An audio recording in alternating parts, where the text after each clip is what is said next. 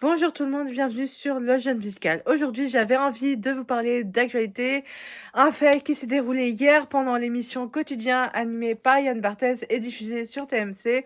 L'émission est diffusée tous les soirs du lundi au vendredi et cette année, il y a une nouvelle recrue.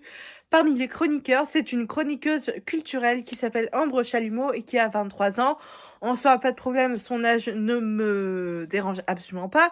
Le problème, c'est qu'elle a utilisé son temps d'audience pour répondre à un commentaire déplaisant qu'elle avait reçu sur Instagram en rapport avec une de ses chroniques qui date d'il y a plus de 6 mois de cela.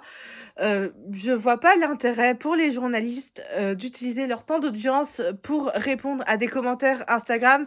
Alors certes, c'est à plus large audience et on peut faire passer le message à un plus grand nombre de personnes, mais ça n'empêche que c'est pas une raison pour utiliser son temps d'audience en rapport avec ça.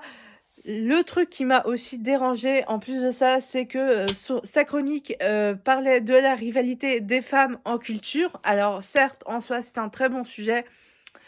Plein de gens l'ont déjà traité.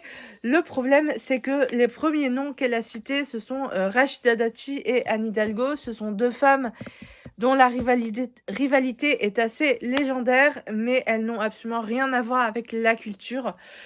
Aucune n'a fait quelque chose pour la culture. On sait juste que Rachida Dati est une élue socialiste et que Anne Hidalgo est maire de Paris. À la limite, si tu veux citer une femme de culture qui a un rapport avec la politique, cite Roselyne Bachelot parce que elle connaît le sujet et elle a été ministre de la culture pendant un temps. Mais c'est pas tout. Si tu veux aussi citer des femmes de lettres et montrer que tu as des références, cite Marguerite Duras, George Sand.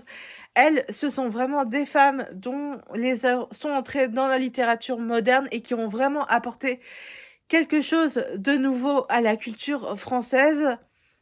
Après avoir parlé de littérature, elle a parlé des films et des premières recherches qu'elle faisait sur Google, ou du moins les recherches sur lesquelles elle tombait quand elle tapait des films en rapport avec la rivalité féminine. Elle dit qu'elle est tombée sur Black Swan.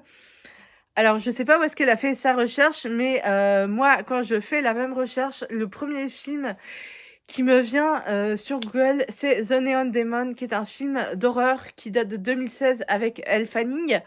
Black Swan, ça ne traite absolument pas de la rivalité entre les femmes, c'est l'adaptation cinématographique du conte Les Lacs des Cygnes, qui a aussi été un ballet imaginé par Tchaïkovski et qui traite de la rivalité entre son côté sombre et son côté normal. Donc le cygne blanc, le cygne noir, Odette, et le film est un thriller psychologique porté par Nathalie Portman. Ça ne traite absolument pas de la rivalité entre les femmes. Je ne sais pas du tout où est-ce qu'elle est allée chercher ça.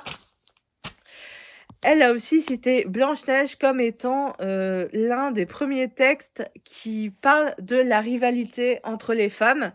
Alors, je ne sais pas du tout où est-ce qu'elle a pioché cette référence, mais Blanche-Neige, c'est un conte écrit par Jacob et Wilhelm Grimm. Ça rejoint le conte des frères Grimm.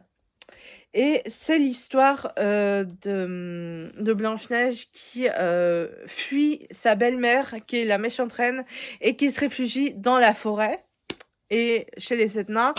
Et en fait, Blanche-Neige et la méchante reine incarnent 2 caractéristiques humaines bien distinctes. Blanche-Neige, c'est la jeunesse et l'innocence, tandis que la méchante reine, c'est la vanité, la cupidité et l'égocentrisme. D'ailleurs, c'est d'elle que vient le fameux miroir, miroir, dis-moi qui est la plus belle. Donc ça ne traite absolument pas de la rivalité entre les femmes. Je tenais absolument à rectifier ça.